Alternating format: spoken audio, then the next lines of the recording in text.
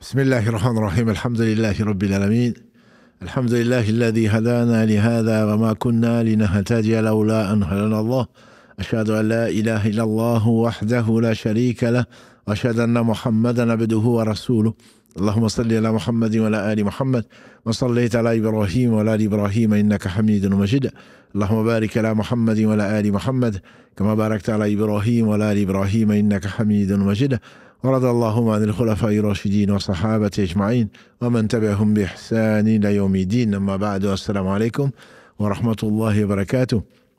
Mes sœurs, mes frères, les louanges, les remerciements, les éloges ne sirent qu'aux vivants qui ne meurent pas. Je nomme Allah, le premier qui n'a pas de début, le dernier qui n'a pas de fin, l'apparent, le dominant sur toutes choses, le subtil, le bien informé. Nous le louons, nous revenons vers lui repentant, nous lui demandons protection contre les conséquences de nos péchés. Et lui seul en sait le nombre et les tendances de l'âme, et l'âme certainement ordonne le mal, hormis celle à qui Allah fait miséricorde. Celui qui le guide, nul ne saurait l'égarer, celui qui est privé de sa guidée, nul ne saurait lui montrer le droit chemin. J'atteste donc qu'il est le seul digne d'adoration, j'atteste de la véracité, de l'exemplarité, de la prophétie de Mohammed ibn Abdullah, qu'Allah bénisse ce prophète, sa famille, ses compagnons, et tous ceux qui les auront suivis dans le droit chemin et nous fassent l'honneur d'en faire partie. Donc, on va prendre donc les questions et ensuite on va en profiter donc pour répondre aux autres.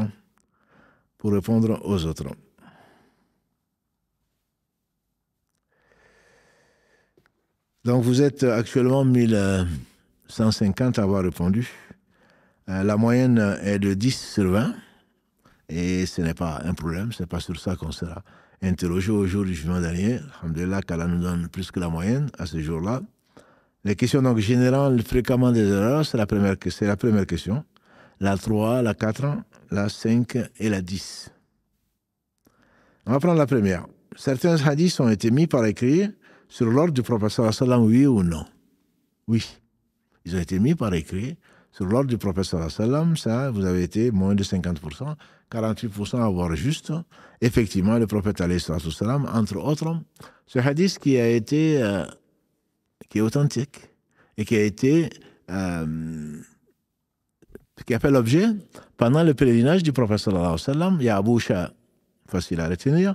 Abu Shah, donc un yéménite qui a entendu le prophète sallallahu alayhi wa sallam le sermon à la Mecque, à l'année donc du Fath, à l'année donc de l'ouverture, de la victoire, de la vérité sur l'ignorance, sur le polythéisme. Et donc pendant cette année-là, qui était l'année 9, et le prophète sallam est décédé l'année 10, donc juste l'année d'avant sa mort, sallallahu alayhi wa sallam. Comme il était illettré, il ne savait ni lire ni écrire.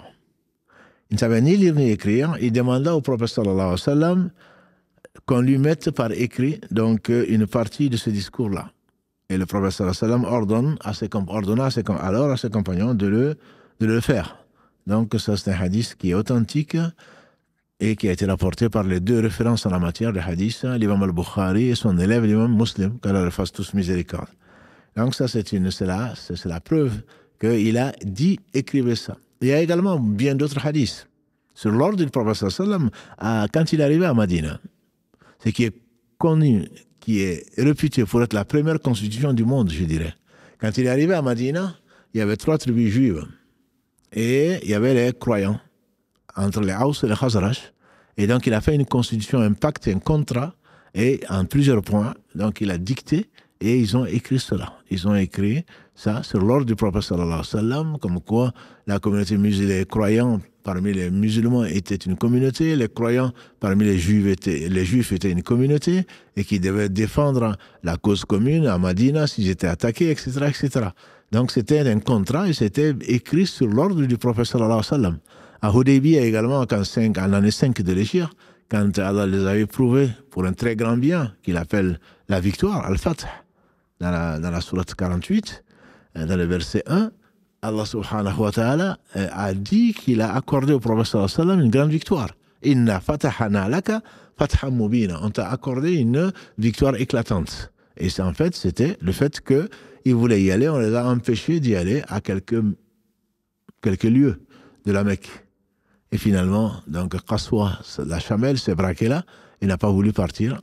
Dans ces entrefaits, donc les Quraysh sont venus en leur interdisant de faire la Umrah cette année-là, et un certain nombre de conditions, dont pendant 10 ans, il y a une paix qu'ils ont signée, Et donc, on a dit à Ali, radiallahu ta'ala, d'écrire. Le prophète sallam dit, ça c'est entre Suhail, donc le représentant des Quraysh, et Muhammad Rasulullah sallallahu alayhi wa sallam. Il a écrit, et Suhail dit non. Dit simplement Muhammad ibn Abdallah, puisque si on reconnaissait que tu étais prophète, on n'aurait très certainement pas, on n'aurait pas fait la guerre. Il a dit à Ali d'effacer. Bon, et donc les 4 points qu'on reverra, Inch'Allah, dans les joyaux de la prophétie, notre live donc du samedi actuellement, notre série, et donc il a écrit. Et il y a également d'autres choses qu'il a dictées, et je ne vais pas rentrer dans les détails. Il a effectivement, pour répondre à la première question, il a, sallallahu alayhi wa sallam, dicté, donc sur l'ordre du prophète sallallahu alayhi wa sallam, écrit ceci, ils ont écrit, puisque lui-même, comme Allah le dit, subhanahu wa ta'ala, dans la sourate Al-Ankabut, dans la sourate 29, verset 48, il ne savait ni lire, avant cela, tu ne savais pas écrire ta droite. Donc il ne savait ni lire, ni écrire, sallallahu alayhi wa sallam. Question 2. Le messager béni d'Allah a été informé de la mise à l'écrit de hadith sans l'interdire. Donc, vous avez été 53% à dire oui, et d'autres ont dit non. Et en fait, oui, effectivement, il a été mis au courant. Abdallah ibn Amr, qui est connu pour être l'un des rares jeunes, et il est rentré dans l'islam avant son père, Abdallah ibn Amr ibn As, radiallahu anhu. Son père n'est rentré qu'après l'Égypte, alors que lui était déjà musulman, et il a fait l'émigration. Abdallah ibn Amr ibn As a dit à Rasulallah, sallallahu alayhi wa sallam, au messager d'Allah, j'entends de ta part des choses que j'écris. Il a dit d'accord. Et Abdallah a dit, mais dans la colère et dans la satisfaction, quel que soit ton état, il a dit d'accord, car dans les 2 cas, je ne dis que la vérité. Sallallahu alayhi wa sallam, hadith rapporté par l'imam Abu Daoud et également Al-Bayhaqi, qu'Allah leur fasse miséricorde. Abu Huraira disait également, comme pour confirmer ce hadith, aucun compagnon n'est mémorisé du messager d'Allah sallallahu alayhi wa sallam plus que moi, sauf Abdallah ibn Amr, car lui il écrivait et pas moi.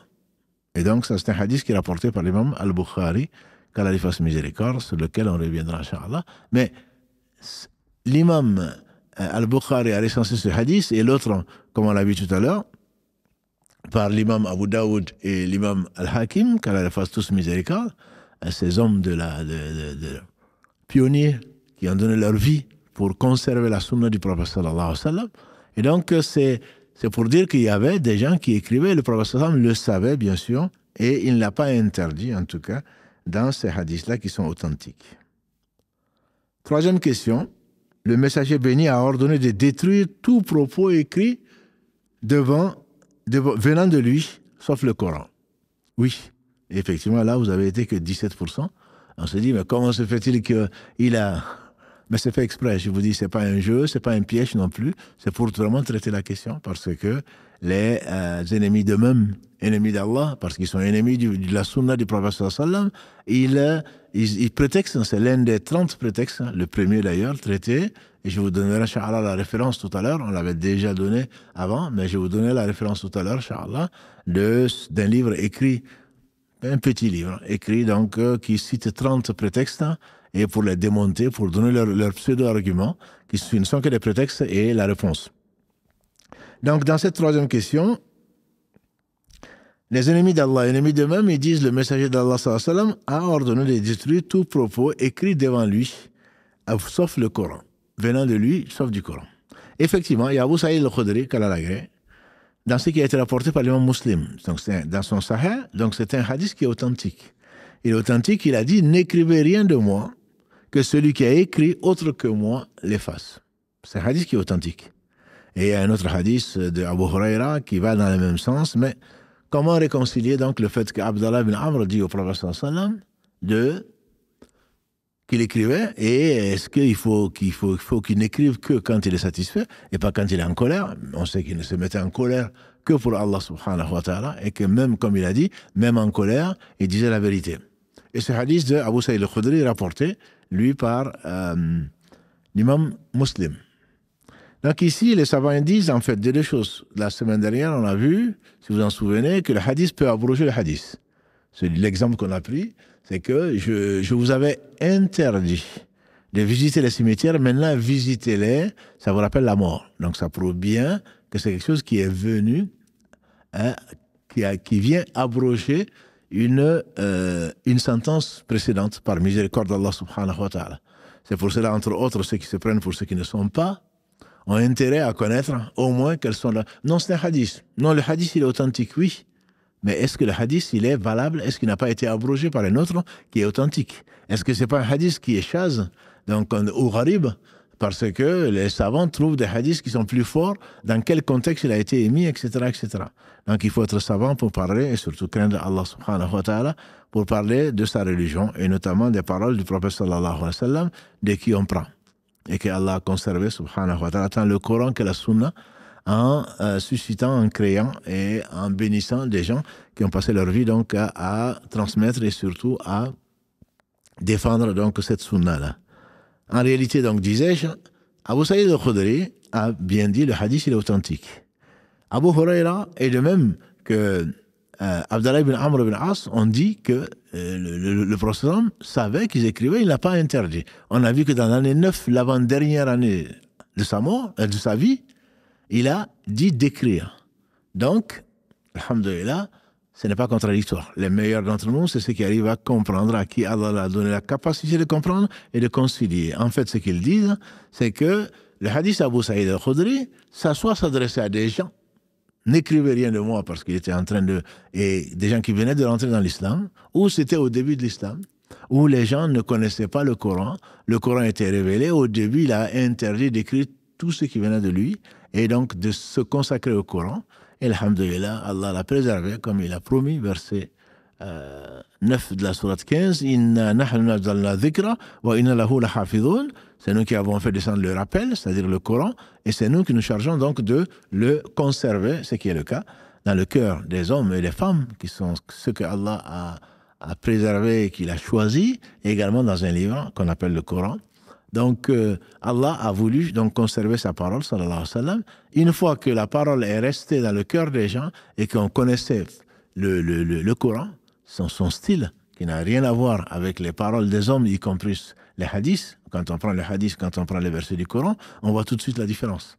Le style n'est pas le même si les deux viennent d'Allah subhanahu wa ta'ala, le style n'est pas le même. Donc, une fois que la religion s'est établie, en ce moment, on peut penser que il a permis de l'écrire. La preuve, c'est que jusqu'à à sa fin de sa vie, donc il avait également, il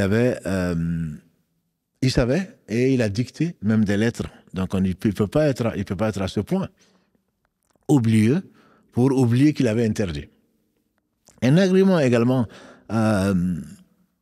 qu'utilisent les savants du hadith, Abu Bakr et Omar, tous les deux, ont failli écrire ou ils ont écrit des hadiths.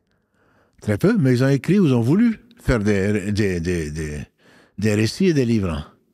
Donc, et ils étaient souvent avec lui. Ça veut dire que l'interdiction, si elle existait, et elle a existé à un moment, au moins concernant un groupe d'hommes, n'était ni générale et encore moins universelle. Ils ne pouvaient pas ne pas, si l'interdiction était connue des compagnons du prophète sallallahu alayhi wa sallam, Abu Bakr et Omar n'auraient jamais pu ignorer, puisqu'ils étaient très très souvent avec lui, sallallahu alayhi wa sallam. Donc il faut comprendre que ceci ne peut pas être quelque chose de général, et que si le hadith est authentique, il faut le comprendre dans un contexte général. Il a dû être abrogé, comme nous avons essayé donc de vous l'expliquer. L'interdiction a certainement pu être levée.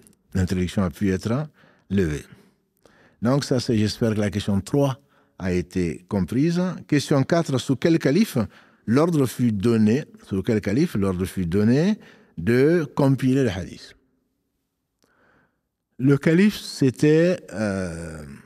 vous n'avez pas été... Vous avez été très peu nombreux. Le calife, c'était Omar ibn Abdelaziz, un descendant de Omar ibn Khattab. Omar ibn Khattab a été donc plébiscité à 42%. Non, c'était pas lui. C'est Omar ibn Abdelaziz, qui était donc l'enfant de l'un de ses petits-enfants, ou l'une de ses filles. Donc Omar ibn Abdelaziz a effectivement, c'est celui qu'on appelle parfois le 5e calife orthodoxe. Allah a béni son califat, très court, mais très juste, et on le compare souvent à celui d'Omar ibn Khattab, bien sûr, qui n'atteint pas la cheville, puisque c'était un compagnon du prophète sallallahu alayhi wa sallam. Omar ibn Abdelaziz a décidé et a nommé en l'année 100 de l'Hégire, donc un tabeï, un épigone, deuxième génération, du nom donc de Mohammed ibn Siham, et bien connu Az-Zuhri, connu des savants, donc qui était un élève d'Abdallah ibn Amr, justement. Il a vu Abdallah ibn Amr, dont on a parlé tout à l'heure, qui était l'un des jeunes qui savaient écrire. Donc Omar Abdelaziz a demandé à Mohammed, donc ibn Siham Az-Zuhri, savant connu de la communauté, de la deuxième génération, pour qu'il rassemble les hadiths de crainte qu'avec la mort des compagnons du prophète sallam, les hadiths se perdent. Donc ce qu'il faudrait comprendre, mes chers frères, c'est que le prophète sallam ne savait ni lire ni écrire. Mais il insistait, « Ballighu anni walaw aya » Ballighu anni walaw aya. Transmettez de moi ne serait-ce que un verset. Donc la transmission, les gens avaient une excellente mémoire. Et la transmission se faisait, c'est une transmission orale. Après que quelques-uns l'aient écrit, alhamdoulilah. Mais ce qui a été fait là, dans le siècle d'après, c'est la transmission orale que les gens allaient chercher et que d'autres ont mis sur le papier. Le prophète sallam n'a pas dit qu'il ne fallait pas écrire après lui. À supposer même qu'il ait dit qu'il ne fallait pas écrire. C'était, la transmission a toujours été là, et elle a été vérifiée par ces hommes et ces femmes qui, grâce à Allah subhanahu wa ta'ala, ont pris cette initiative, ont été très très rigoureux, parce qu'ils savent de quoi il s'agissait de l'islam. Il s'agissait de la vie d'ici-bas, mais surtout de l'au-delà. Il s'agissait d'une grande responsabilité, celle de nos enfants, de nos petits-enfants, etc., jusqu'au jour où Allah héritera de la terre ce qu'elle contient.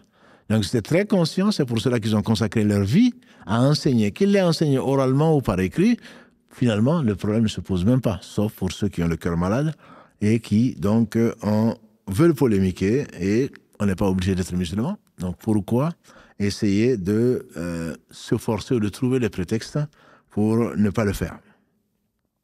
Le nombre de hadiths recensés est de combien? 100 000? Ça paraît énorme. Vous avez été 22%, 500 000, 15%, plus de 500 000, 27% relative, majorité relative. Non, c'est plus de 500 000.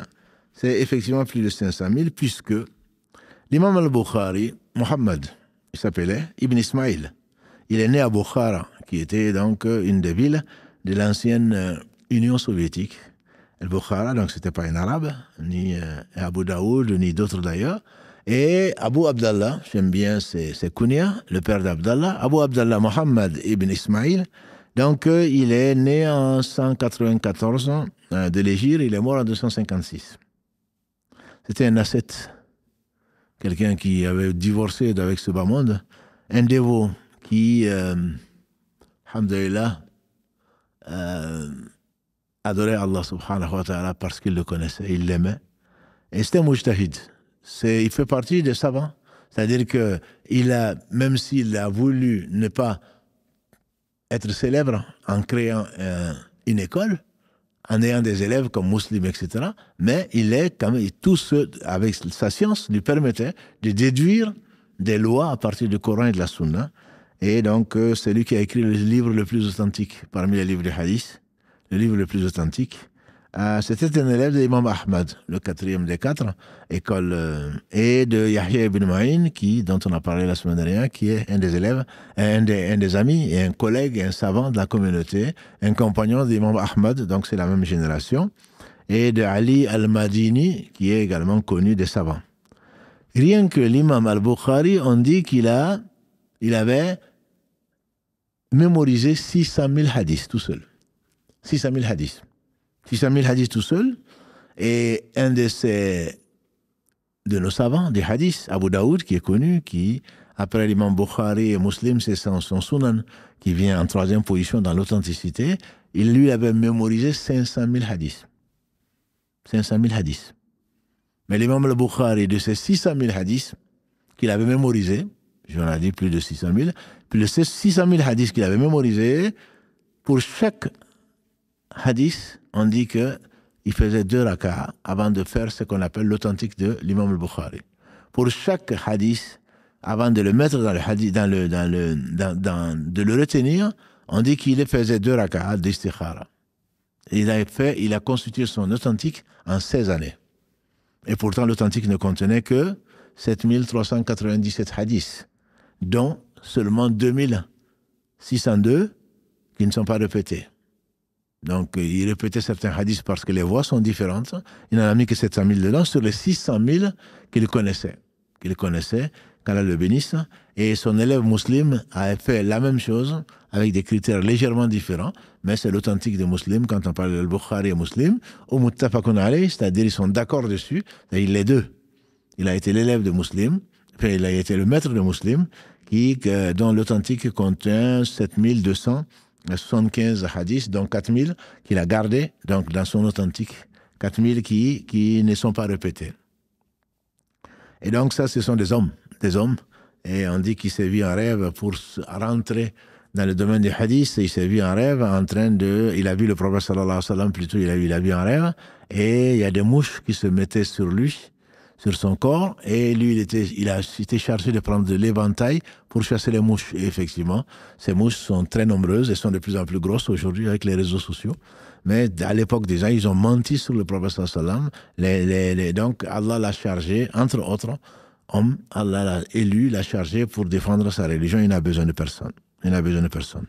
Une parenthèse, l'imam Ahmad, qui est le 4e des 4 et qui est un des maîtres de l'imam al-Bukhari, on dit qu'il connaissait, qu'il avait retenu 750 000 hadiths. Pour nous, bien sûr, c'est prendre un hadith par cœur, c'est beaucoup. On connaît 10, très bien, 40 hadiths.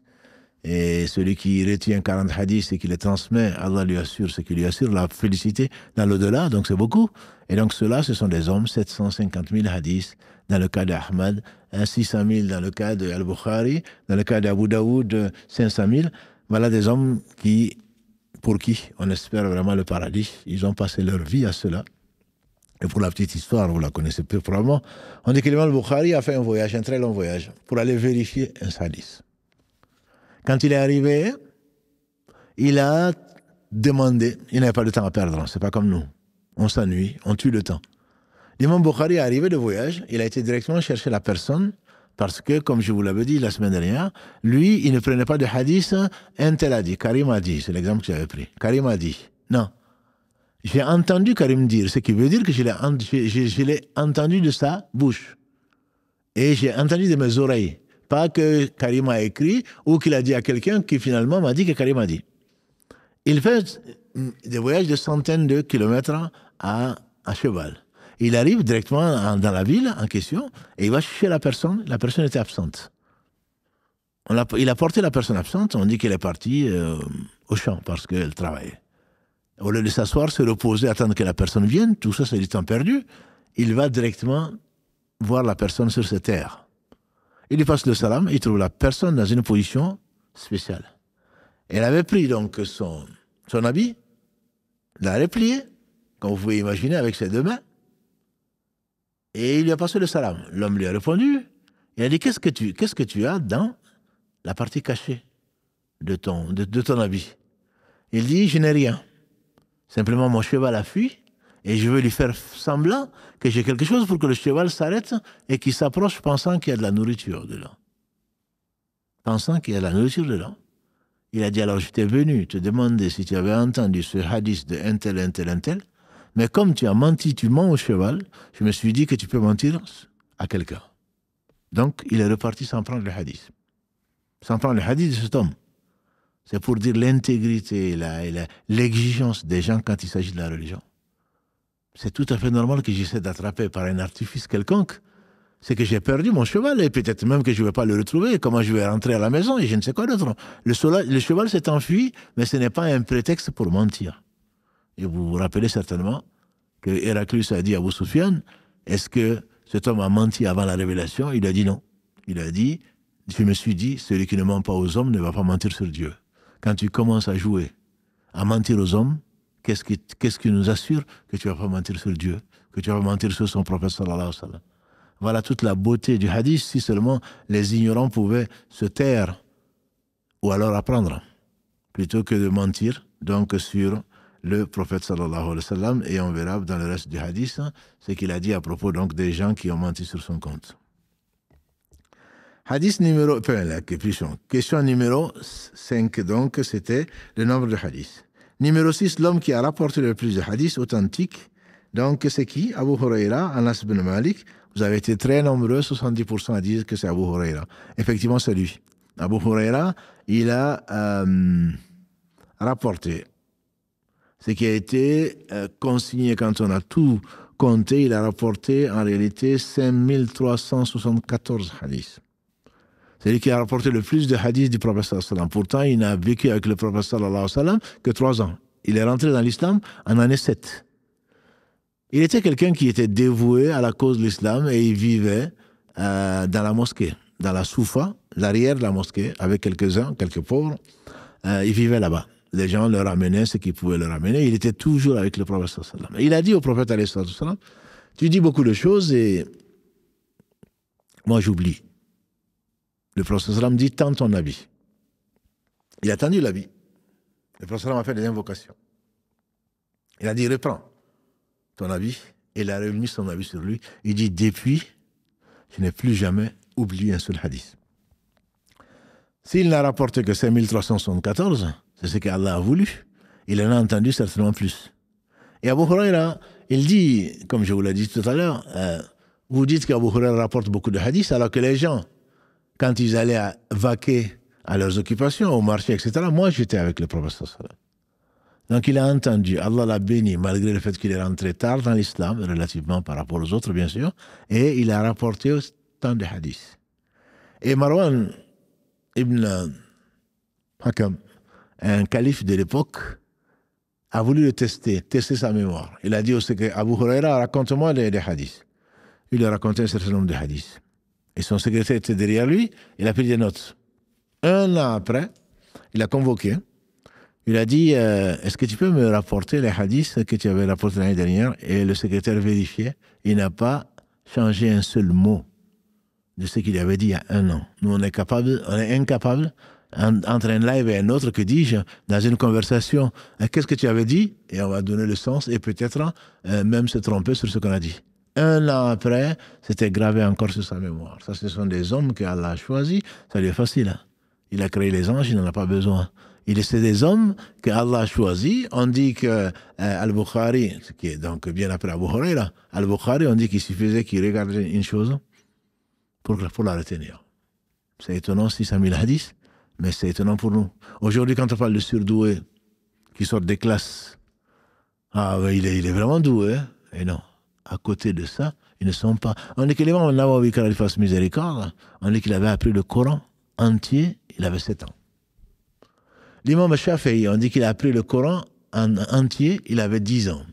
Et que quand il ouvrait le Coran, il fallait qu'il cache la page de gauche quand il ouvrait pour ne pas la prendre avant la page de droite. En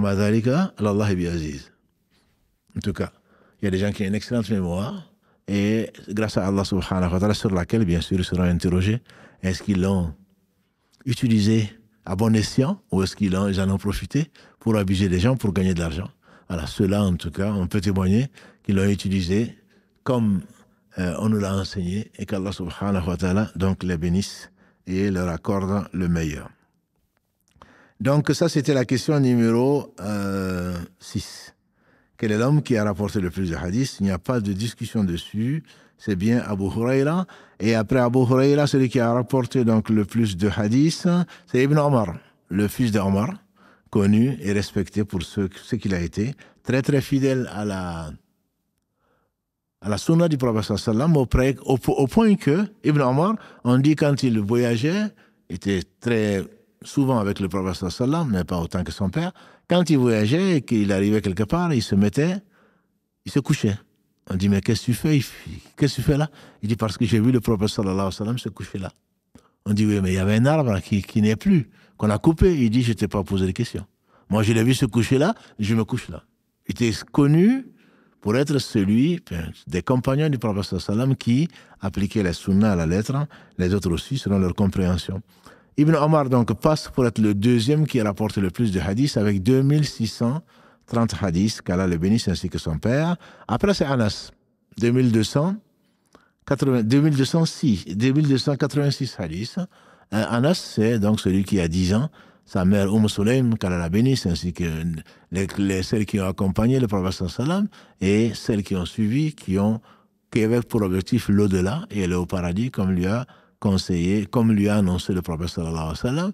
Sulaym qui a amené donc ce garçon de 10 ans et qui a dit, Ya Rasulallah, voici le petit Anas et je te le confie pour qu'il t'aide dans tes menus donc affaires. Et effectivement, il a rapporté 2286 hadiths du prophète sallallahu alayhi wa sallam. Chaque fois qu'on parle d'Anas, on dit radiyallahu anhu, qu'Allah l'agrée. Et après cela, donc, il y en a d'autres. Ibn Abbas qui a rapporté 1600 hadiths, Jabir Ibn Abdullah qui a rapporté 1540 hadiths, Abu Saïd al-Khudri dont on a parlé tout à l'heure qui a rapporté 1170 hadiths dans l'ordre. Quelle est la femme qui a rapporté le plus de hadiths authentiques? Alhamdulillah, vous avez été presque 90% à dire que c'est Aïcha, effectivement. Aïcha, notre mère, elle a rapporté 2210 hadiths. Elle vient en 4e position. Après Abu Huraira, Ibn Omar, Anas, c'est Aïcha, radiallahu ta'ala anha, une intelligente, une enseignante, une professeuse, ou une professeure avec eux, maintenant, puisqu'on féminise tout ici, beaucoup de gens ont été apprendre auprès d'elle, donc, dont Urwa ibn Zubayr, qui était donc son neveu, et qui a beaucoup appris d'elle, et il n'est pas le seul. Donc c'est Aïcha, qui a rapporté le plus de hadiths du prophète sallallahu alayhi wa sallam, et pour cause. C'est la femme qui l'aimait le plus. Elle a entendu, elle a écouté, et elle a donc retenu, grâce à Allah subhanahu wa ta'ala, et elle sera également parmi ces femmes dans le paradis. Qu'Allah l'agrée et la bénisse. Question numéro 9. Le hadith que celui qui ment sciemment sur moi sache qu'il s'est réservé une place en enfer est-il authentique? Oui. Il est authentique à 80%, vous avez dit oui. Et effectivement, on dit qu'il y a près de 80 compagnons du prophète sallallahu alayhi wa sallam qui ont rapporté ce hadith-là. Au moins dans son sens. Plus de 80. Le hadith, il fait partie des hadiths mutawatir. On appelle mutawatir le hadith notoire, c'est-à-dire qu'on ne peut pas imaginer, à cause du nombre de gens qui ont rapporté le hadith, on ne peut pas imaginer qu'il soit passé le mot. On ne peut pas imaginer que ça puisse être un mensonge. Et tous ces compagnons ont transmis pas aux mêmes épigones. De deuxième génération, chacun a transmis à ses élèves. Et ces élèves, sur les 80 compagnons qui ont transmis donc à leurs élèves, et certainement c'est bien plus que 80, chacun a transmis au moins à un élève. Et donc ainsi de suite, jusqu'à ce que Allah ait voulu que le hadith soit donc imprimé dans les livres et avant tout dans la mémoire des gens. En Mauritanie, par exemple, alhamdoulilah, les gens sont capables de réciter le Coran et de réciter la liste de leurs profs, de qui a pris à qui, jusqu'à remonter jusqu'au prophète sallallahu alayhi wa sallam. De même encore, il y a des gens, bien qu'il y ait le Bukhari et Muslim, qui est l'intelligence artificielle, qui est les réseaux sociaux, il y a des gens qui sont capables de dire, j'ai entendu Karim en train de dire qu'il a entendu Mohammed, qui a entendu que, et remonter jusqu'à Abu Huraira, ou à Anas, ou à Ibn Omar, ou à Aïcha, ou à Jabir, ou à Abu Saïd al-Khudri, ou d'autres, jusqu'aux qui ont entendu le prophète sallam dire. Ils mémorisent tout ça. Même sans Google. Et donc, c'est pas parce que toi tu n'y arrives pas que ce n'est pas possible. C'est possible. Allah a choisi des hommes et il n'a besoin de personne pour arriver donc à ce stade. Et donc ça c'est un hadith qu'on appelle mutawatir, qui a été rapporté, on dit, par pas moins de 80 compagnons du prophète sallam. C'est dire que ce n'est pas eux qui allaient mentir sur le prophète sallam. Celui qui ment sciemment sur moi, qui réserve sa place en enfer. Et donc comme il croyait en l'affaire, bien entendu qu'on ne peut pas imaginer à cet instant que des compagnons du prophète sallam aient menti sur lui. Ce sont les meilleurs hommes après les prophètes alayhi sallam. C'est les hommes et les femmes qu'Allah a choisis pour accompagner le meilleur des hommes, Muhammad sallallahu alayhi wa sallam. Dernière question, le hadith, il m'a été donné le Coran et son équivalent, est-il authentique? Oui, c'est un hadith qui est authentique. Et le prophète sallallahu alayhi wa sallam a dit dans différentes versions, il viendra des gens qui voteraient dans leur fauteuil ou dans leur divan, diront entre vous et nous, c'est le Coran. Ce qu'on trouve dans le Coran, c'est bon. Le reste, on ne compte pas. Il dit, il m'a été donné le Coran et l'équivalent. Et donc ça, ce sont les coranistes d'aujourd'hui et ceux d'avant aussi, donc qui disent qu'ils ne croient pas à ce qui a été transmis du prophète. Il ne peut pas dire bien sûr qu'il ne croit pas au prophète, sinon ce ne serait plus musulman. Mais on le rappelle simplement, celui qui obéit au messager a obéi à Allah. Allah le dit dans la sourate Les Femmes, verset 80. Allah dit, par ton Seigneur, ils ne seront pas croyants tant qu'ils ne te désigneront pas comme juge. La même sourate 4, verset 65. Allah dit également dans la même sourate, verset 69, quelles sont les 4 catégories qui seront donc agréées d'Allah subhanahu wa ta'ala. C'est que nous demandons à Allah subhanahu wa ta'ala 17 fois par jour, dans chaque raka, dans chaque lecture de la Fatiha. Ce sont les gens donc qui ont obéi à Allah et au messager. On ne distingue pas les deux. Quand je dis on ne distingue pas, celui qui obéit à Allah refuse d'obéir au messager sallallahu alayhi wa sallam, Allah ne l'accepte pas. Celui qui fait la prière et qui refuse de donner la zakat, Allah n'accepte pas. Celui qui obéit à Allah et désobéit à ses parents, Allah n'accepte pas, bien sûr. Dans ceux qui ne désobéissent pas à Allah subhanahu wa ta'ala, ce sont 2 choses qui resteront collées, qui seront couplées jusqu'au jour du jugement dernier. Le Coran, comme il a dit, je vous laisse 2 choses. Si vous les suivez, jamais vous ne serez égarés. Le livre d'Allah et ma sunna. Qu'Allah bénisse donc ce prophète, sa famille, ses compagnons. Tous ceux qui les auront suivis dans le droit chemin nous fassent l'honneur d'en faire partie.